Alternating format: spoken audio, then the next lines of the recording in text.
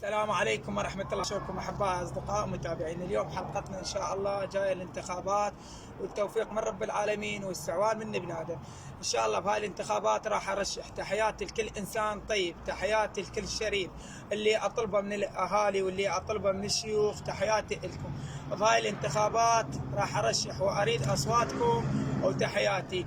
التوفيق من رب العالمين والاستعوان من ابن آدم. إذا الله خلانا طيبين وصعدت بالانتخابات وفزت، التوفيق من رب العالمين. وحق هاي الكربة وما أحلف بيها كذب لو تطير رقبتي. وحق هاي الكربة حقوقكم يا العراقيين بأكملها أعطيها. وخاف ما تصدقون بهاي الكربة، وحق هاي المعاكساية. تشوفون هاي المعاكساية ما أحلف بيها لو تنقطم إيدي.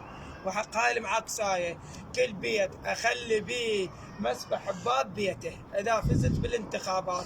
تحياتي لأهاليتنا، تحياتي لكل إنسان طيب. وحق هاي المعاكساية بهاي الانتخابات راح أرشح وإذا فزت. وحق هاي المعاكساية خاف تقولون كذب، كل بيت أخلي بيه مسبح.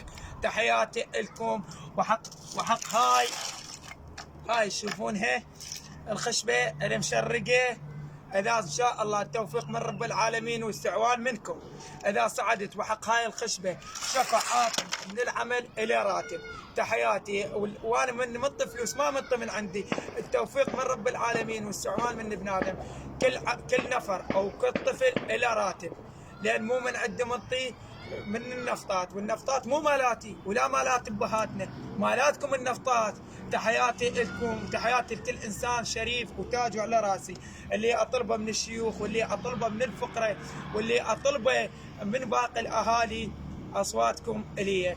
لا تنتخبون اي واحد كان خارج العراق، اوكي؟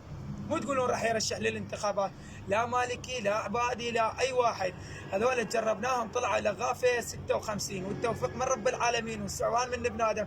حقوقكم باكملها لكم، بوساتي لكم، واصواتكم ان شاء الله الي، اوكي؟ وقسمت لكم بذني كل بيت اليه مسبح، او كل فقير اليه راتب، وكعاطلين مال العمل، او كل طفل اسجل له ابويا مو من عندي نفطاتكم وفلوسكم. تحياتي. واللي ما عنده ارض اسجل له قاع باسمه. بوساتي واصواتكم شيوخنا واهلنا. تحيه للشيوخ وتحيه للفقراء وتحيه لباقي الاهالي الشريفين. ويبقى العراق، ونعم للعراق، ونعم الى شيخ عاهد العراقي. اقطع.